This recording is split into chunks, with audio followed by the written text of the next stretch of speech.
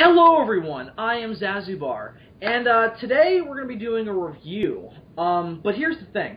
I haven't posted a video in a month since that $6 Million Man video I did with Ian. And I'm sure you're all wondering why, and the answer is very, very simple. I've been making a fucking movie, and it's been eating up every last ounce of my free time, and I just haven't been able to sit down and record videos while I've been working on it because, filming takes a while. So the movie, however, is approaching completion. We have 2 more days of principal photography left, and after that, I will be posting YouTube videos like a motherfucker, with a variety of stuff coming out. But we can save announcing that for another time. So I just wanted to apologize for that, and we'll get into this video now. So joining me today, I have my very good friend Deadpoolzilla. Hey guys. And we were just talking anyway, so we figured we'd record a review for you guys of a movie that we've both seen that I just watched, I guess, like 2 or 3 nights ago. Tuesday, I think I watched it. Whenever the last Tuesday was. Times are moving for me weird. So, like, last week I watched it. And we're going to be reviewing the movie Troll Hunter from, what was it, like 2000... I think it was 2009, maybe? I want to say it's late 2009 or early... I think it's 2009 or 10. Yeah, around that area, because I remember hearing about it back then. And it is an interesting film, because I believe it's a Norwegian film? Yeah, it's a Norwegian film, and it delves into a monster that is, ever since Troll 2, no one's even bothered with, unless it's a campy sci-fi movie, and it makes them terrifying. Yeah, trolls are creatures that have obviously go back to fairy tales and ancient folklore, and they're not a monster that a lot of people do stuff with these days unless you're doing it for a crappy CG sci-fi film. And of course you have the infamous Troll films, which, Troll 2 has been called the worst movie ever made. Oh my god! Oh my god! I love that guy. Who looks like that guy from Sky High to me for some reason. I don't know why. I knew I wasn't the only one who thought that. It's so bizarre. He looks like the kid from Sky High. I know!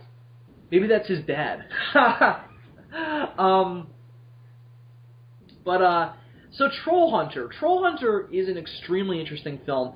It's not necessarily extremely original, because it does, it borrows quite a few elements from films like Cloverfield and the Blair Witch Project and what was that movie that came out a little bit like Chronicle 2, where it's a couple of kids running around with a couple cameras and they're documenting some weird paranormal phenomena. Yeah, and what happens is that it goes from Norway and Finland, and what they're doing is following these bizarre attacks that are the government's saying that are done by bear attacks, and they come across a guy who is working for the government but doesn't admit it. And they think at first he's some kind of crazy guy, and then we find out, oh shit, he's a government-paid troll hunter. The reveal of what exactly this guy does is fucking spectacular. Because, okay, so the movie does a really interesting thing. It just kind of throws you right into the situation without explaining anything. Yeah. You just kind of start, and then you just kind of stop. So the movie opens with these college students who are I guess they're like news students or whatever, video documentarian students, and they're trying to figure out what the hell's going on with all these attacks and these weird bear deaths. It's not really made clear exactly what they're looking into, and they've been following around this guy who drives around in a creepy van, which is covered in like scratches, and he looks kind of sketchy. And he's been claimed to be a poacher, and they follow him around, and then through natural reasons, we find out that this motherfucker's hunting trolls. Yeah. Oh, I'm sorry, Rick. No, go ahead. The thing is, like, okay, let me talk about the trolls themselves. The CGI on them is great.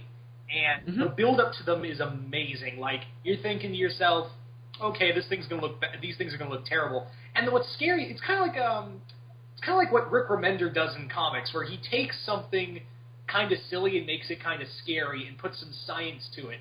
That's the whole thing. It's like these are monsters, but at the same time, these are trolls. things we Yeah. laughed at as kids, and there's actual science to them. It's so bizarre. Yeah. Because it's an idea that you don't see a lot these days, something that really shouldn't work, because it appears to be a very low-budget movie, but they do the very smart move of always filming the trolls at night, and they make the claim that they can only come out at night, and the light turns them to stone, or it just makes them explode, which, by the way, the explanation for that is fucking awesome. Yeah, like it's some kind of, like, mutation in their skin or something? Well, the explanation they give, which I absolutely love, is that they can't metabolize vitamin D. And when they're hit with it, their bones start to expand. So the bones expand, and it goes to their skin, and that turns their skin into stone. It's obviously all very, very pseudoscience-y, but it makes sense, and it works for like a very presented as real kind of story. Yeah. And it's really cool to hear them explain it. And it's also cool to see, like, all the other, like, minor explanations, like why some trolls have 3 heads. They're not really heads, they're, like, mating ritual things. They're tumors. Yeah, they're tumors. And there are, like, different classes of trolls, but the 2 big ones are the forest and mountain trolls. Right. And there's a reason why they hunt, they can smell the blood of Christians, and there's just, like, science in here. It's cool, but at the same time, you're laughing at it. Yeah, because it's absolutely absurd, but the way it's presented, the way the hunter, I forget his name, the way the hunter presents it is just so, like, matter-of-fact, so dry. That guy's performance is really, really good, because he's really the only character we get to know really well. Because the way the movie's presented, it's presented just like a documentary. Yeah. And therefore, you don't really get to know the documentarians. Because the focus is more on what they're documenting, not on them experiencing. And there's some of that in there, but you don't really get to know the main characters. You just get to know this hunter really well. And his performance really accentuates that he doesn't like doing this job, but he takes a pride in it. There's something in it that he just kind of... He's naturally good at it. He has a strange care for the trolls. You would think that the trolls would be presented as just straight up monsters, but they're not. They're presented like animals. They're presented like this guy is basically a conservationist before he's a hunter, because he doesn't just go around killing every single troll that he sees. He's trying to preserve the population. And the reason why he's kind of doing this is because he hates doing it, because they're living things, and he's trying to keep them in a enclosed area, but they're getting out, and we find out why is because there's a spread of rabies going on, and you can't really, like all wild animals, you can't help that. You need to put them down, or it's only going to get worse. And he has this great scene where he's talking about, I don't hate these things, but I hate what the government made me become. Right, yeah. Because there's, he talks about this thing where he went into a troll den and killed all of the trolls, and it just kind of destroyed him. You know, he says, I killed fathers, mothers, children. It was just terrible. And the reason why was because it was like they were building a highway through the tunnel, and it was a colony. It was a family group, like how chimps live, and they forced him to go down there and kill all these. And they weren't harming anyone. They just were like, they slept there. That was their home, and I massacred them. Right. Yeah, and it really destroys him as a human being. And again, his performance is probably the best thing about the movie, aside from the scares. Dude, let me just say this. I think the 2 best things about Troll Hunter: 1, that guy's performance. 2, the atmosphere is fucking fantastic. Because they established that this very creepy, very, like, trapped in the woods kind of feel. And they really make these trolls out to be these very dangerous animals. And every time you see a troll, with the first-person found footage kind of perspective, it's like you're in the woods witnessing these massive monstrosities as they're chasing you, as you're trying to evade them. Yeah, and you can definitely see where a lot of the budget went into is the CGI of the trolls. Like, there's one scene where you see your first troll, the 3-headed one, and he's just going through the forest, looking for the humans. I swear that CGI is so damn good, and You still there? Yeah, yeah. Oh, sorry, I thought I lost connection, but no, it's okay. I thought you were moving on. But let me just say this. Okay. I think another good scene that has, like you were saying, Bill, was the tension. There's some great tension where they're trapped in a cave with a bunch of small forest trolls. Oh yeah, that was great. And the cameraman's just freaking out, and we find out I'm Christian. They're gonna smell me. Oh, that was great. Really, really great tension. Just like there's some moment. What's also really effective is that the plot always comes full circle, and there's not a lot of plot. Let's be clear on that. It's a lot of the experience of tracking down these trolls with the documentarians. There's not a lot of story going on, but there is an overarching plot thread of finding out what the basic soul of the rabies, because the film. The first time you see a troll, it bites the main documentarian. And throughout the whole movie, the guy's sick. And we find out it's because of rabies. And basically the plot is trying to find out where the center point of the rabies is. Yeah. You're trying to find out the troll that's spreading it. And they, of course... It turns out to be this 30-foot fucking mountain troll. Oh, no, it's not 30 feet. It's 200 feet tall. Oh, yeah. I'm sorry, like, they said, like, first it's 30 feet, and now I remember, oh, it's like, I love how he's like, oh, it has rabies, it's 200 feet tall, okay, and he hangs up. Yup, and like, and he's never scared of these things. Like, there's, the scene where I got really freaked out was, and also another really effective use of just, like, the way it's presented, seeing the troll get bigger in the screen as it walks towards the camera, and it's just massive, was fucking terrifying. Yeah. It was just really effective use of both CGI, they used the fact that it was found footage to their advantage. Like, did you see Chronicle? Yeah. I really liked that movie, but I don't feel like they needed to make it a found footage movie. Yeah, that's my problem too, is that, and they're, like, at the ending scene of the film when the two cousins are fighting, and it goes through all these multiple cameras. And you can tell, like, oh, okay, it's from footage from an iPad. No, it's not. And I feel like this movie should have been, like you said, not found footage. Although I kind of respect what they were trying to, what the guys were trying to go for. In here, this feels like, really good found footage films. I mean, it's not like when you say Cloverfield's a good monster film. That is true, but I will point this out. Whenever they focus on the monster, it's like still shots on it. Like, they don't go shaky cam on the monster. However, in this film, it feels real because the camera's still going everywhere because they're trying to run from the fucking thing. Well, here's the thing. Here's what works better about Troll Hunter as a monster movie and as a found footage movie as opposed to Cloverfield. With Cloverfield, they're not trying to document the thing. It feels very contrived as to why they're walking around with a camera. So whenever you see the monster for those brief moments, it doesn't feel natural that you would see the monster because it's like, oh, these people are running away from it, and it kind of feels like they're pursuing them. Where it should feel like, it should feel like, we should be running away from it and we should only see it naturally. It doesn't really feel like that to me. Yeah. And here, it makes sense that you see them so often and you see them in the way that you do because these are people tracking these things down and, documenting them. So when you see the cameraman hiding behind a tree while the troll is in the foreground looking for him, it makes sense that you're getting this great shot of it, but also the camera's moving around because he's trying to evade it. Yeah. I think the other thing is that, now, I can't really judge, European or Japanese actors because I don't know what counts for them as good acting or bad acting. However, having said that, these people pull off these great emotions. They pull off the sense of fear, distrust for the government and all this. And again, if you're just through tone of voice, I can't really judge. I can't look at this and just, oh, the acting was fantastic. But however, the emotional tone of it really gets across.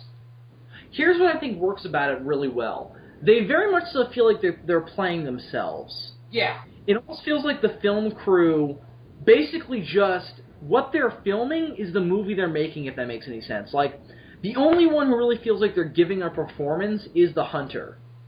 Yeah. Everyone else kind of feels like they're playing themselves, and it works really well. Because it all feels very convincing. So when they're reacting to the trolls, it all feels very real that they have this incredible sense of fear. So I've really got to give props to the production team because they really made it feel like they were very convincing in playing these people. They felt very real to me, and I think that was very effective. Yeah. The other thing in here is that, and actually two more things I want to add, is that, one, there's these cool little references to fairy tales. Like, I had to rewatch the film just to get them. Like, the big one is when he's hunting this troll under the bridge, and I'm like, oh, that's okay. It's hiding under the bridge, and he's sending goats over. I'm like, oh, it's Three Billy Goats Gruff. That fairy tale. Oh yeah, oh that's great. Yeah, the film is filled with references like that, and also the troll under the bridge. That was really really cool. The hunter in like a suit of armor while the troll beats the crap out of him. That was great. And it's funny, like he has this scene of the troll. He's like walking up to the troll about to zap him, and the troll looks at him and he just punches him once. Yep. And the thing goes about his business. Yep, that was really great. And also you definitely build up an attachment to that hunter because in that scene where you think he's dead, I was like, oh my fucking god. No. Yeah. I got really attached to the cast of this film. Yeah. The other thing is you don't fear just these monsters, but the government itself. Because they've known about this for a while, and they are very dead set on keeping these things secret from not just their country, but the whole world. Yeah, I will criticize the film to this regard.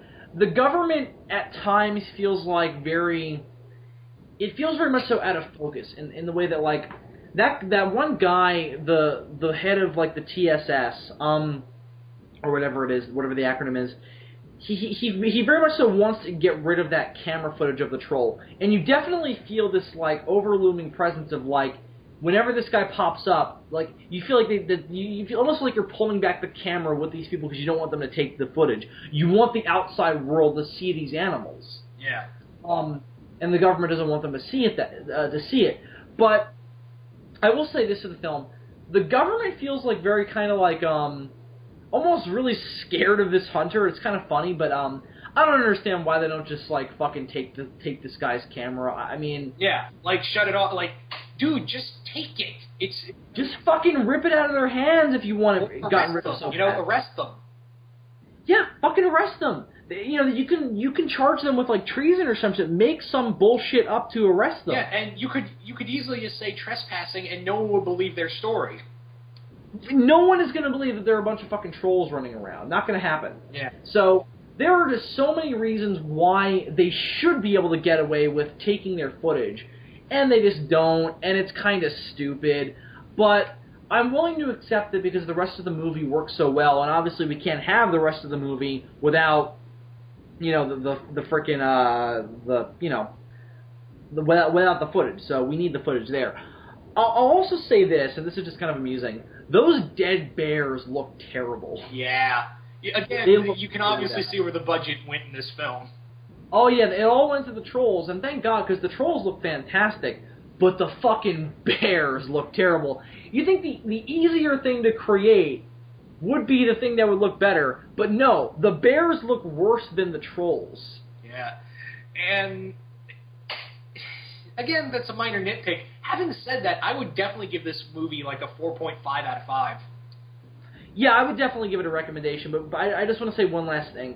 I'm not insanely crazy about the ending. I love that final battle with the giant troll. It's extremely, extremely scary, extremely effective. You constantly feel like the thing is right behind you, chasing you.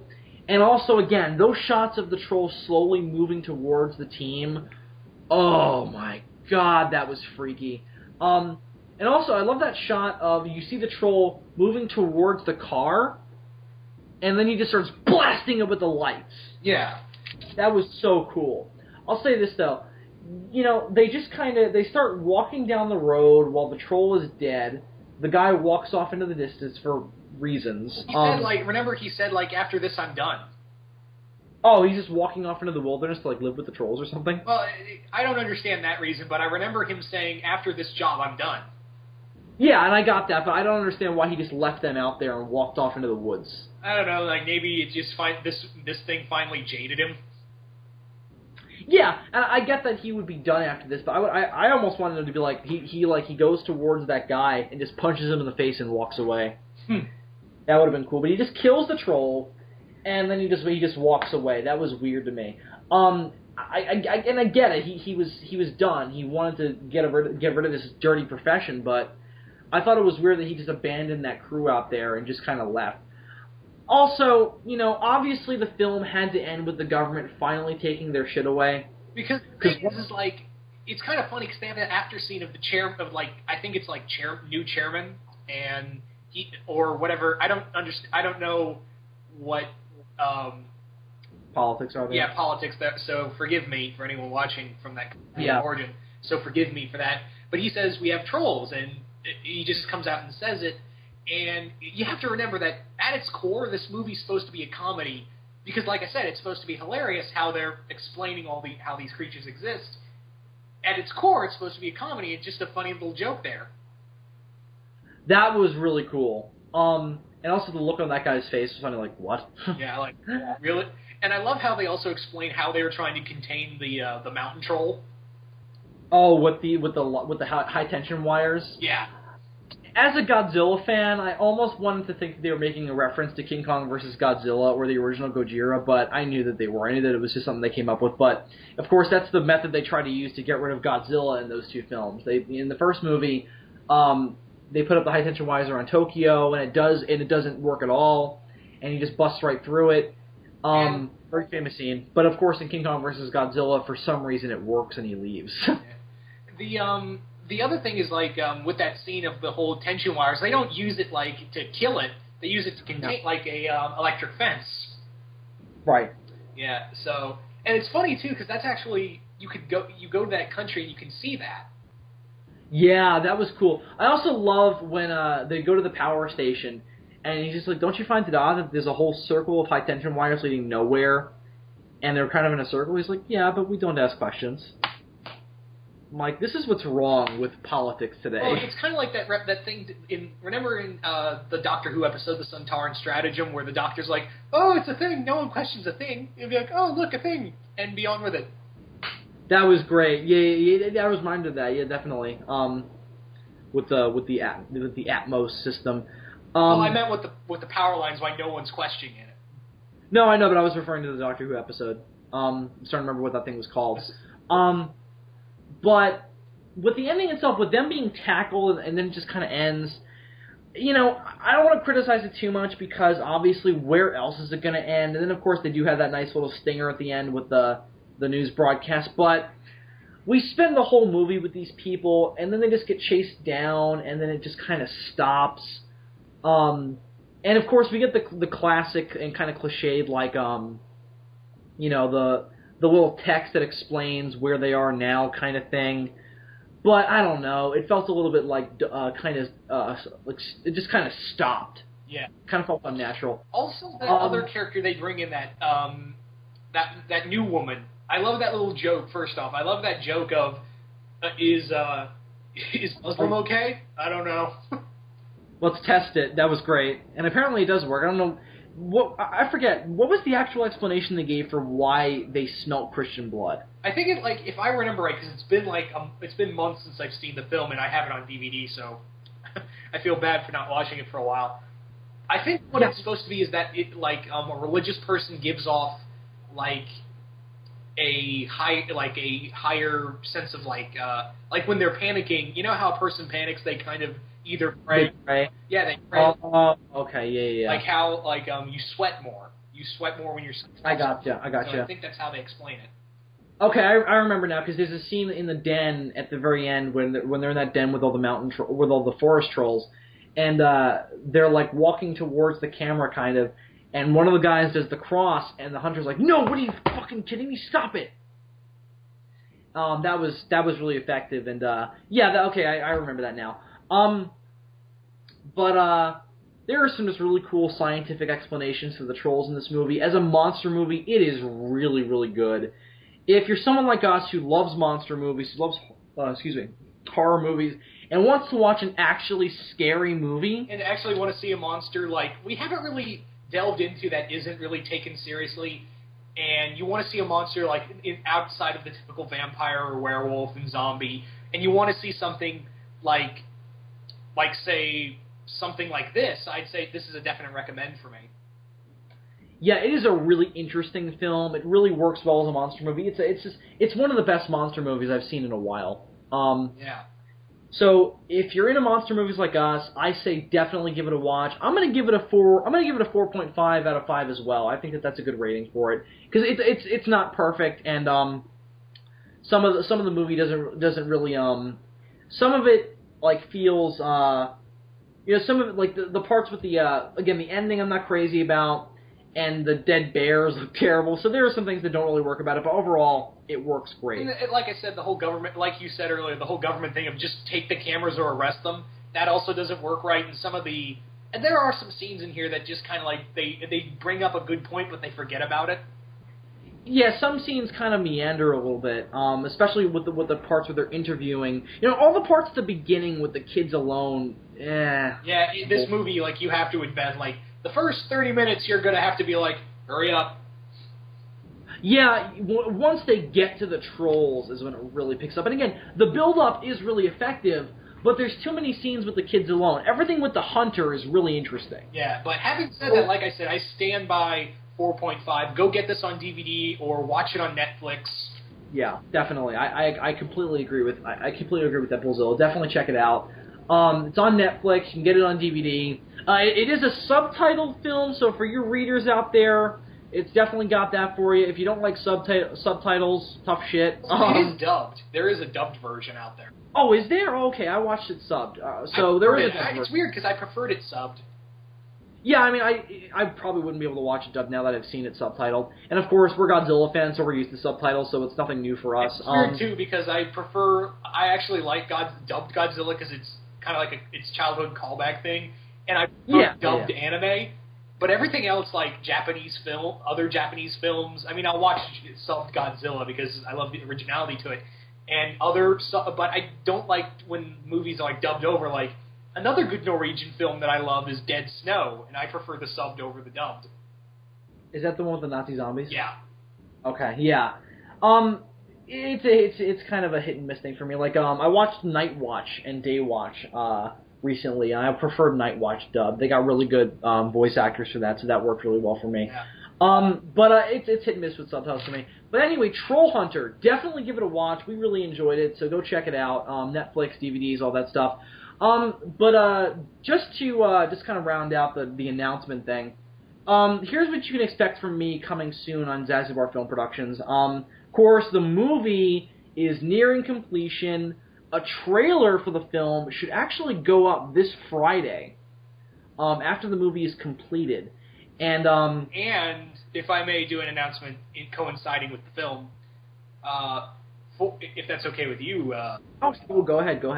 For those who know me, I'm writing an audio drama to kind of coincide with the William Stone movie, and it will be crossing over into the show Gravity Falls. Right. And the script's almost done. I'm going to be sending it to Zazubaar very soon, and I don't know when we'll do recording and all that.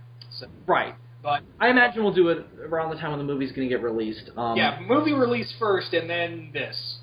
Right. Now, that's a good segue. The movie is going to be premiered to a couple people, and also is going to have a live premiere next week. So the movie will be going up after that. Now, I'm not sure on a date. I would like to do it June 31st. That's kind of my idea so far. But if not, it might actually be sooner. I'm not going to push it for later. If anything, it's going to be sooner than that, but we'll see. But the movie will be wrapping up this week. It's going to premiere next week. And then it will be going up on YouTube, hopefully on June 31st. And, of course, you'll have trailers and documentaries and stuff going up alongside that. Now, here's what we're doing to coincide with the movie's release. The night of the movie's release, which is June 30th, from 10 o'clock to midnight, we're going to be doing a live broadcast with the cast and crew, including myself. Of course, I'm going to be hosting it, where we'll just be talking about the movie, building up to the movie's release, answering some questions, kind kind of doing a long-ass intro, talking to the cast and crew. Just going to kind of do a live, almost kind of like rap party kind of situation for the film's release. And then, of course, the live broadcast will end at midnight, and that is when Werewolf of Carl Place will go public for all of you guys to watch. And then, of course, you'll watch it, hopefully. So that'll be happening on June 30th, the day before the movie comes out, and the movie will be released, of course, that following midnight. So thank you very much, everyone, for being patient with me while this whole movie situation wraps up. You guys, I'm definitely going to be making up for my hiatus because following the release of the film, actually coinciding with it a little bit, we have a couple really big things going on here at Zazubaar Film Productions, aside from the film. We have a new podcast that's starting up soon called Zcast, which I haven't really talked about yet, but that's going to be a chat show where it's mainly going to be me and my friend Nicola having conversations, but it's also going to be a guest show where I bring on guests and we talk about things. And for one of the first episodes, I have a really big, important guest who is someone I look up to a lot coming on for one of the first pilot episodes. So, of course, we're going to have a lot of fun with him, and we're going to be talking about a very cool topic. But, of course, otherwise we're going to have Nicola on, we'll have Ian on, we'll have Deadpoolzilla on at one point. We're going to have a lot of people on. So that'll be coming up soon, and a trailer for that will be going up in the next few weeks since, it's a podcast, so trailers won't be hard to make for that. But aside from that, we've got the Godzilla gang coming back very, very soon with the Return of the King storyline, which, of course, I've been talking about that for a couple months now. Now that the movie's almost over, that'll actually be happening, and that'll be going up sometime in July. I get to be in the show. Yes, Deadpoolzilla does. He's going to be doing a very particular character in that show, which, of course, he's not going to be in the first episode because that'll be the episode where Ghidorah comes back. Oops, spoiler, no. It's in the trailer, so. The Return of the King storyline, and then, of course, the full season of written by Super DM64, the Godzilla, the Villain Gang, will be going up right after Return of the King. And then we've got a huge Godzilla Gang crossover that's going to happen after that. So look forward to all that Godzilla Gang stuff coming back. I'm really excited about it. I love doing the Godzilla Gang. It's a nostalgic, I love doing that show when I was younger, and I'm glad I'm bringing it back as I graduate from high school. So it's going to be a dream project for me. And, of course, we'll have reviews and stuff going up along with that. So that's all the announcements for now. More details will come up on all of that as they develop. So I just want to thank Deadpoolzilla very much for joining me for this review. Oh, no problem. And thank you very much to you folks out there for watching. I'm Zazubaar. And I'm Deadpoolzilla. And we'll see you all soon. Bye-bye.